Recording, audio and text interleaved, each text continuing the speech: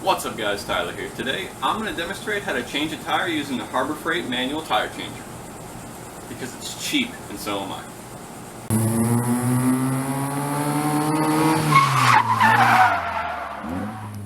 So this is my Harbor Freight tire machine. As you can see, I've mounted it to a mini pallet so I can move it around my garage easily so it's not in the way. I can put it away. And I use an old transmission as a weight to keep it from moving around too much. This is the tire we're going to change out. As you can see, it's been worn down pretty badly to the belts. I'm actually going to run some tape around it to cover the belts, just so I don't hurt myself.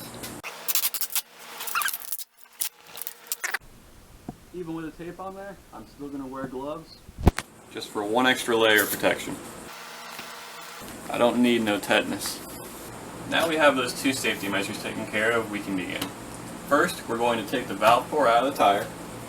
Even though there might not be any air in it, we still need to take it out to make taking the tire off easier.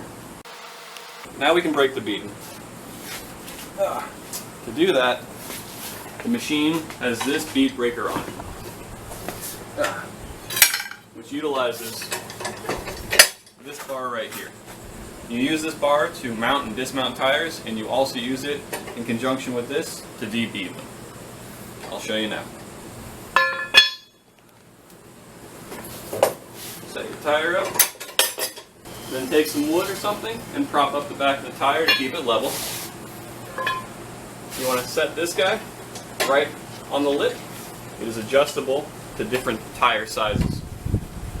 So you simply stick this guy in, this end in, push. As you can see, this won't be easy. The manual tire changer does like to slip, so you kind of have to work it. There we go. There we go. Usually get the rest of it by pushing down. Now we flip the wheel over.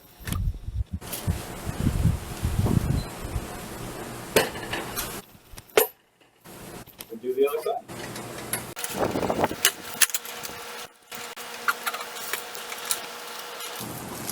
There we go. With the bead successfully broken off the lip of the wheel, we can go ahead and place it up here and take the tire off. Now, this unscrews.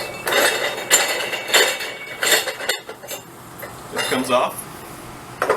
I added this material here. It's the same kind of grippy material that you find in toolboxes to try and keep the wheel from moving as I'm wrenching on it. So, place it through there. This guy here, you have to line up with one of the long nut holes.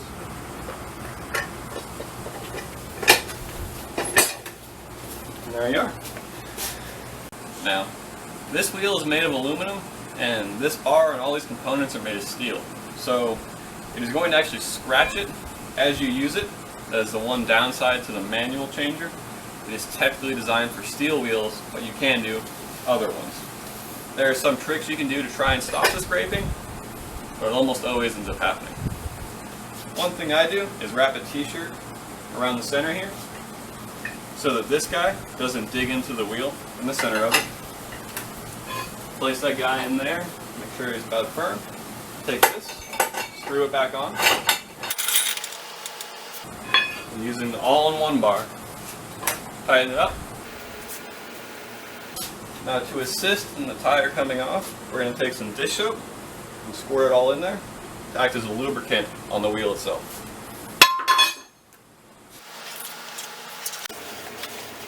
Now one trick I found that kind of works for stopping scratching is to take a piece of cardboard and place it on the lip where the bar is actually going to be hitting it. Then you push down, you actually scoop the bead of the tire and you pull it over the edge, and then we're going to actually remove the tire. As you see, it's slipping, so we're actually going to have to hold it in the back here.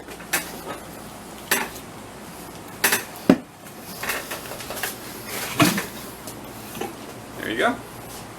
one side came off. Dig our piece of cardboard out. It helped a little bit, as you can see, not too terrible scratch on the lip, but it does scratch. This one was good. It didn't get almost anything on this one, but sometimes it does way worse. We do the same thing again. Grab the bottom, pull it up, scoop it over the lip, like that. Grab over here, rotate again. And there you are. Old tires removed. Again, a little scratching, but not too bad. If you have perfect wheels, I would not recommend a manual tire changer. Just pay the $10 at a shop. And here we have our kind of new tire that we're going to be mounting in place of it. We're going to start by soaping up each side of the bead. Make installation easier. Then we're going to be a boss.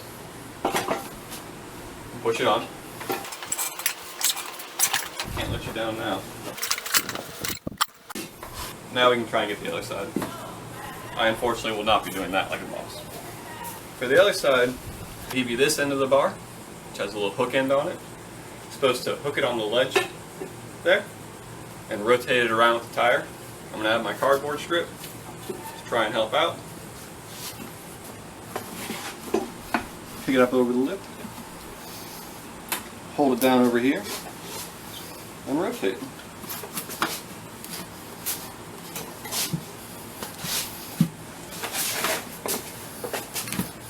Kind of have to push down as you go around to keep it.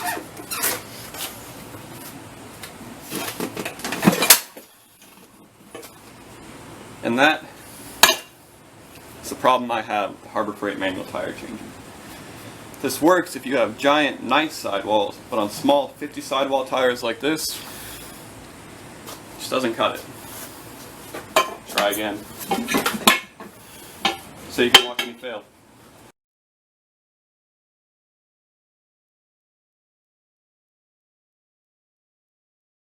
So, as you can see, small sidewall tires are very hard to do on this machine just because you can't get the right leverage without breaking the bead. I'll show you a trick I use to mount them using just 2 spins.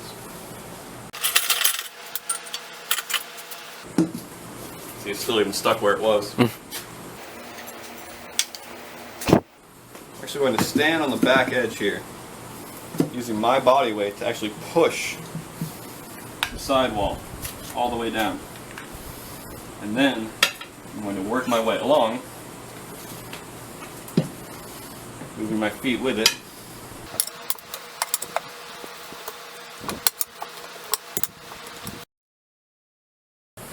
Oh, look at that. When you're a boss. Right? Do it by foot. Tire install by foot. Now that the tire is on the wheel, we can go ahead and seat the beads. I got my air compressor set up, so we can begin.